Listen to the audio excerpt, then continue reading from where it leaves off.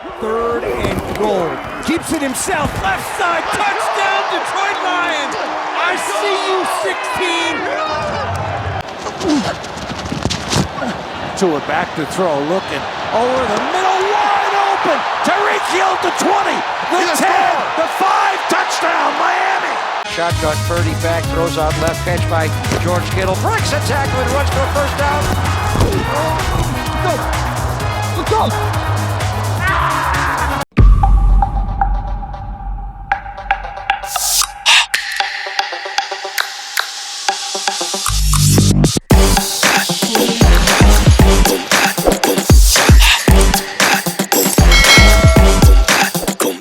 All right, everybody, welcome to the Backseat Huddle podcast, episode 64, I think. Today, I am predicting every single game from the week 4 schedule. I'm going to give you breakdowns and some analysis for the better matchups. And I say it that way because you don't need a breakdown of why the Chiefs are going to blow out the Jets this week. My record so far this season predicting games is 9 correct and 5 incorrect.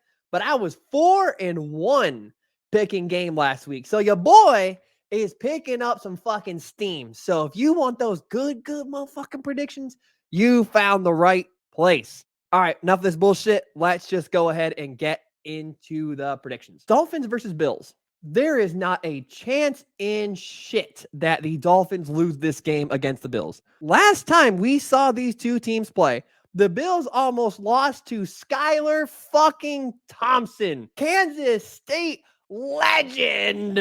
Skylar Thompson almost beat Josh Allen in a fucking playoff game. Now, go ahead and sell me on why the Bills are going to win this game.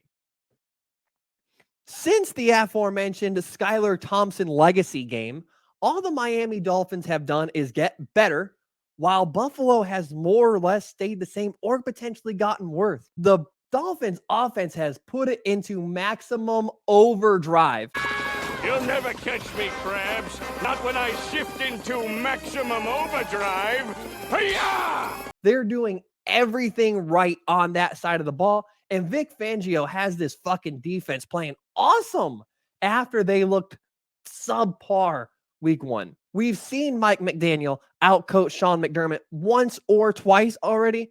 The Miami offense is better than it was last season. Their defense is better than it was last season. And I can't say those things about the Bills. The Dolphins are the best team in the NFL right now, plain and simple. So how the hell do I make a case for the Bills to win this game? The good news is you don't have to answer because I know literally fucking everything. So I'm going to tell you the case for the Bills to win this game because there's 2 cases that I can make for the Bills to win this game. First, it's a divisional game, and we see weird shit happen in divisional games all the time, and it's extremely possible we see the wild happen. Second, maybe Josh Allen channels his inner demigod and just plays a fucking game that's perfect, and he's the best version of himself, and he's unstoppable, and he's just a fucking wrecking ball, and he carries the fucking Bills to a win based on that.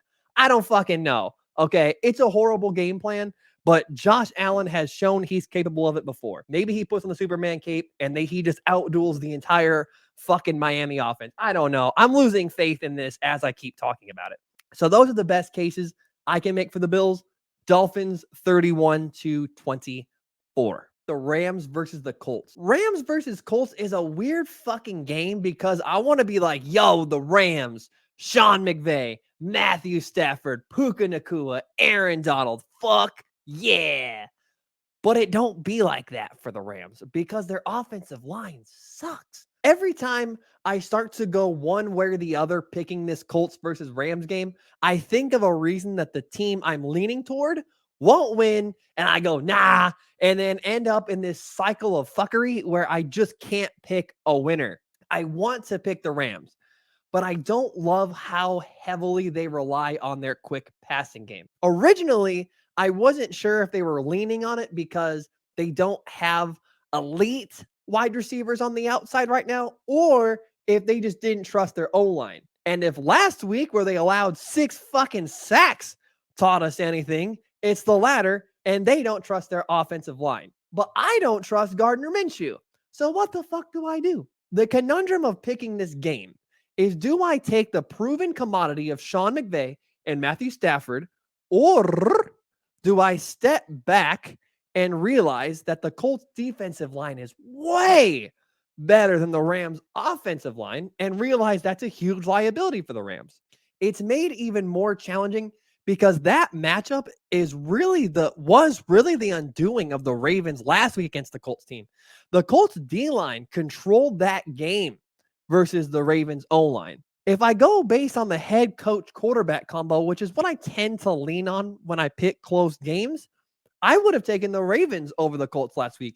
And a lot of fucking good that would have done me. But it's okay because I'm going to fucking do it anyway. I'm picking the Rams because Matthew Stafford and Sean McVay and Aaron Donald and not a lot of fucking conviction. So I'm going with the Rams 24-21. Wouldn't be surprised to be wrong at the end of this week. Broncos versus Bears. Remember when you were a kid in math class and you were multiplying negatives and it became a positive, like -2 times -2 equals 4? That's the Broncos versus the Bears. I think we're all excited for this game for absolutely all the fucking wrong reasons. This matchup is so fucked up. These teams are fucking terrible. And that's why I'm so excited for this game. Is that toxic?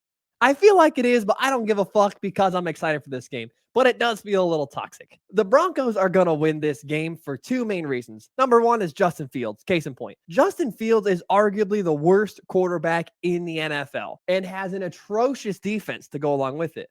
The Broncos also have an atrocious defense, 70 points, but Russell Wilson looks better-ish this season under Sean Payton, given the team is still terrible, but Wilson at least looks acceptable for stretches during this season. So the Broncos have a better quarterback, as horrible as it feels to say that right now, and the better coach, so I'm taking the Broncos. Broncos, same score, 24-21. New England Patriots versus Dallas Cowboys. Patriots are going to upset the Cowboys because this is the biggest coaching mismatch of any game this week. Belichick is the god that Mike McCarthy prays to when he wants to run the damn ball and rest his defense. They both think the exact same, but Bill Belichick is fucking 100 million times better at it. The Cowboys are having well-publicized red zone issues this season, and they couldn't score against the fucking Cardinals. Now you got to play Bill Belichick? You're fucked. This is going to be a lower scoring game because the Patriots can't really score and the Cowboys won't be able to score. This game, distilled down to its simplest, is just going to be Bill Belichick out-coaching the shit out of Mike McCarthy and the Cowboys. And I'm not going to talk about length about it because you guys get it. Patriots win 21-17. That all being said, those are my breakdowns. Let's switch gears into quick hitter predictions. Chiefs versus Jets. Please fucking flex this game out of prime time. Fuck. Chiefs 28-10. Ravens versus Browns. Ravens 24-20. Jags Falcons. Jags easy 21-10. Vikings Panthers. Vikings get their first win of the year 28-21. Bengals versus Titans. Bengals 20-10. Fuck the Titans. Buccaneers versus Saints. Buccaneers 22-14. Take the division lead. Eagles versus Commanders. Eagles win easily. Commanders are fucked. Eagles 28-17. Could be worse. Steelers versus Texans. Steelers 24-17. Stroud has a rough game because of TJ Watt and company. Chargers versus Raiders. This game could be fucking crazy again. 31-28. Picking the Chargers to win. Cardinals versus 49ers. Easy 49ers win. 49ers 31-17.